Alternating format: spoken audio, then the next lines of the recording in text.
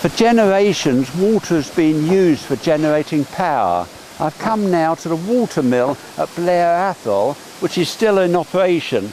It dates back from the 1500s and is used to power the mill behind.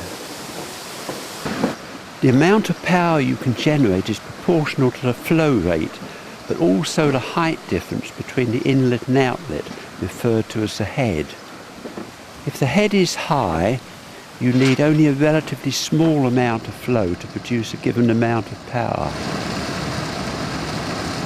Scotland has numerous hydro stations, and there's potential for more, particularly micro hydro schemes. I'm going to have a look at two of these, one in Blairgowrie and another on the west coast.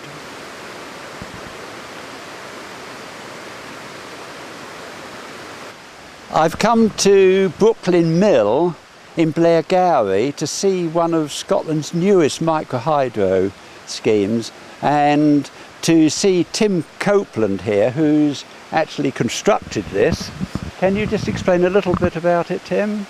Yes, certainly. We've rebuilt the old hydro scheme, which has been here for over 100 years, and it's capable of producing around 100 kilowatts now. It is a relatively low head scheme, unlike many. It has about 12 metres head and will use over 1,000 litres per second at full power. I've come to Ashfield farm on the west coast of Scotland to meet Martin Foster, who set up 3 different hydro schemes. This is the second machine at Ashfield. It's a single jet Pelton turbine doing 750 RPM, 500 kilowatts, and it was built in 2003. This is the outside of the Twin Lochs hydro, and you can see we don't use a lot of water because we've got such a high head. So we don't use a huge amount of water, and it's not hugely noisy, and I think our house is fairly inconspicuous. The waves and currents around our coastline offer even greater potential. The CGen tidal energy converter has blades similar to those used on wind turbines to convert the kinetic energy of the tidal stream into electrical energy.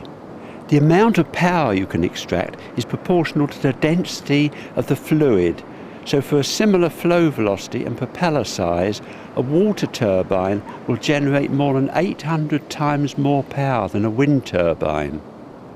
The potential for generating power from water waves is also very great. The energy in a water wave is proportional to the square of the wave height, so there is much to be gained from operating in regions where the waves are high, such as off the west coast of Scotland. 3 types of devices have been successfully implemented in Scotland. The limpet is a land-based system in which the motion of the incoming waves forces air through a turbine. Oyster is in the form of a flap which moves with the waves and pumps water through a land-based turbine. This is a shallow water device. Pelamis is a floating deep water machine with hinged cylindrical sections which move relative to each other in the wave motion and activate onboard generators. The technology of these devices is complex. Here are some pictures from inside a Pelamis module. Scotland has 2 pump storage schemes which are used to iron out irregularities in supply and demand. I'm John Strattle, the production manager at Cruachan Power Station. We are now stood at the upper reservoir, and you can see the dam behind me. The dam is capable of holding 7 gigawatt hours of energy. Below us we've got Loch Awe, which is the lower reservoir, which is 400 metres below us. The water in the periods of surplus on the grid is pumped up from Loch Awe to this upper reservoir, and in times of high demand the water is then allowed to flow down from the dam through the generators within the power station and generate energy for the grid.